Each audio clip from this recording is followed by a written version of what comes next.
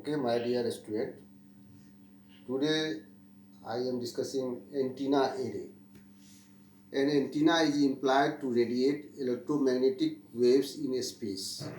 Usually the antenna is vertical and the radiation pattern in horizontal plane exhibits a circular symmetry with the antenna as a center. Such a pattern is useful only when the area in which the communication to be achieved is distributed. Likewise, however, in practice, such condition does not usually prevail.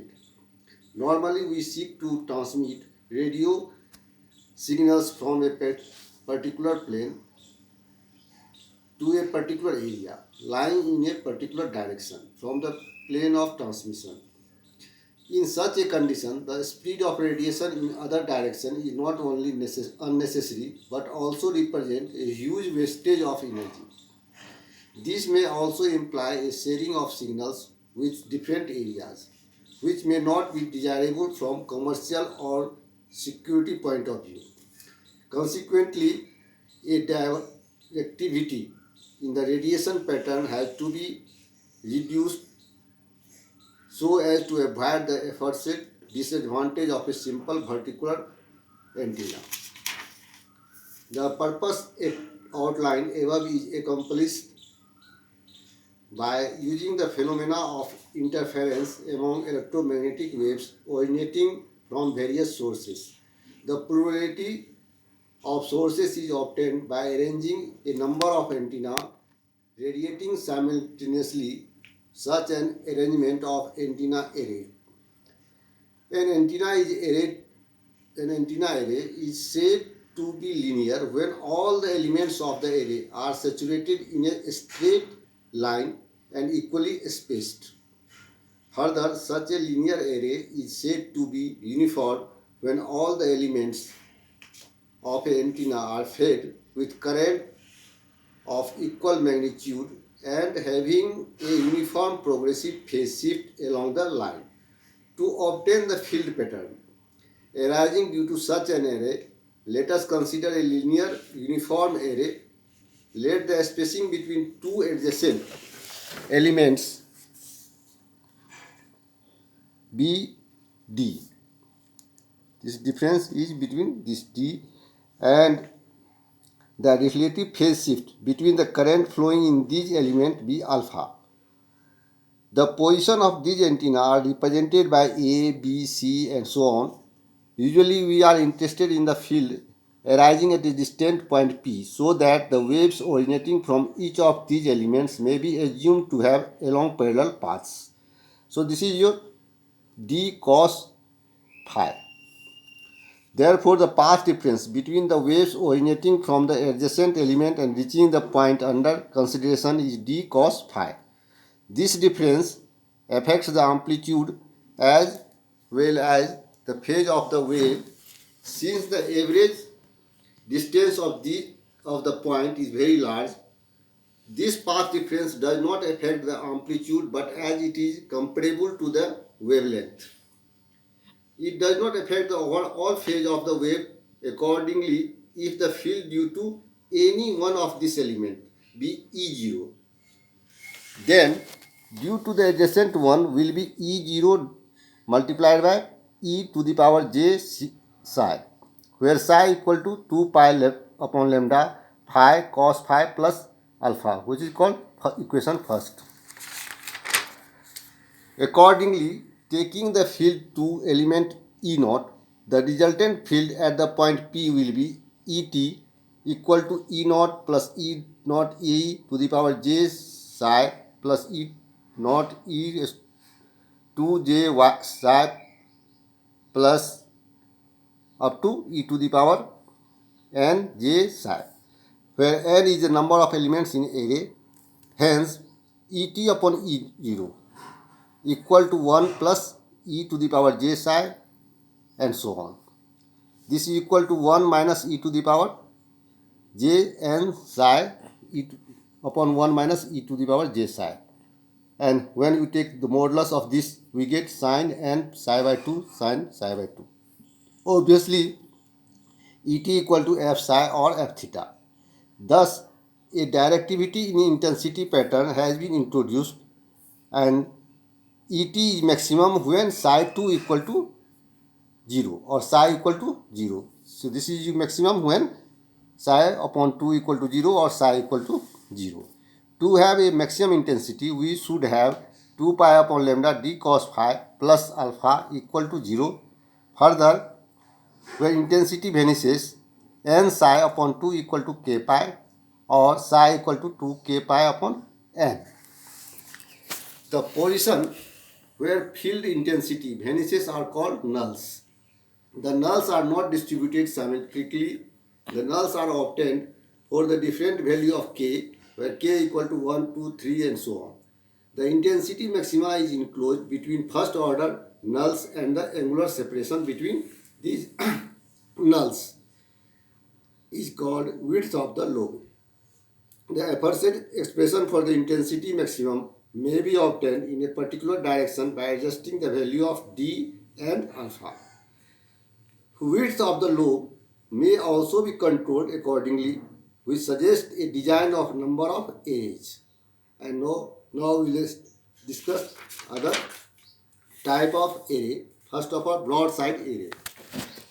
Broadside array, so it is an array in which the intensity maxima occurs on a line perpendicular to the array line as shown in the figure. So this is your elements and this is your perpendicular. So thus we must have intensity maximum for phi equal to 90 degree. This is achieved by feeding all the elements of the array but by currents having the same phase, that is alpha equal to 0. In view of the relation third, which is satisfied under this condition, so in this condition the width of the lobe may be determined as follows. The principal maxima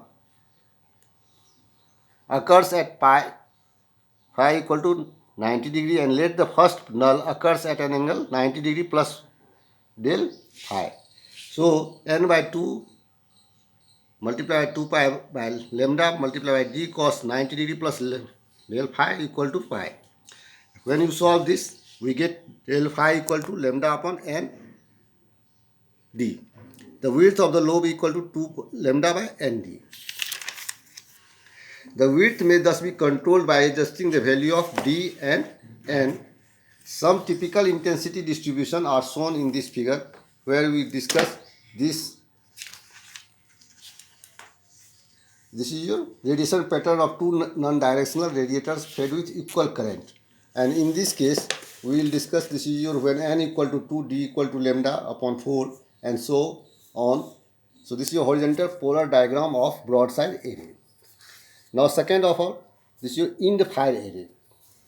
It is end fire array is an array in which the intensity maxima occurs on the line of the array, that is intensity must be maximum for phi equal to 0. In this case, the elements of the array are fed by currents of equal amplitude, but the progressive phase difference alpha among them is constant to be 2 pi upon lambda multiplied by d. This may be shown by considering relation 4. With phi equal to 0, we get 2 pi upon lambda multiplied d plus alpha equal to 0, which gives alpha equal to minus 2 pi by lambda into d. This form of energy gives the major lobe of the radiation in the direction of the end of the array, which has the lagging phase. Now in this case, if the first null occurs at an angle of phi, we must have 2 pi upon lambda into d cos phi 1 minus 2 pi d upon lambda equal to 2 pi upon n. Hence, when we solve this, we get cos phi 1 minus 1 equal to lambda upon nd.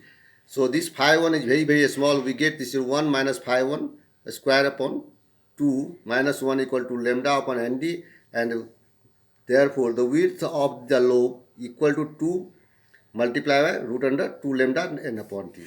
A typical intensity pattern is shown in this figure. Here we will give you some typical pattern of this. This is your when d equal to lambda by 4, alpha equal to 90 degree. So this is your same figure, d upon lambda alpha equal to pi by 2.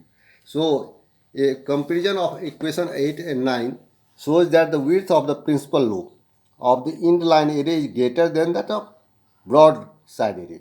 So the broad side array later provides a better directivity. Now, Yagi antenna. In this case, third, Yagi antenna, an investigation of array system shows that it provides a directed radiation pattern. However, a finite intensity distribution may take place in direction other than the desired one. This may be counteracted by arranging another antenna dead in the sense that it is not existed by the external current. This antenna gets its excitation from the radiating antenna and it simply works as a reflector. This is called parasitic element. The reflection seems to decrease the radiation along unwanted direction while building up the radiation in the desired one. One form of such a system is called Yagi antenna, which is used for transmitting or receiving microwave signals. Its design is shown in this figure. This is your figure which shows the Yagi antenna. In this case, this is your reflector, feeder, Yagi array, and this is your director.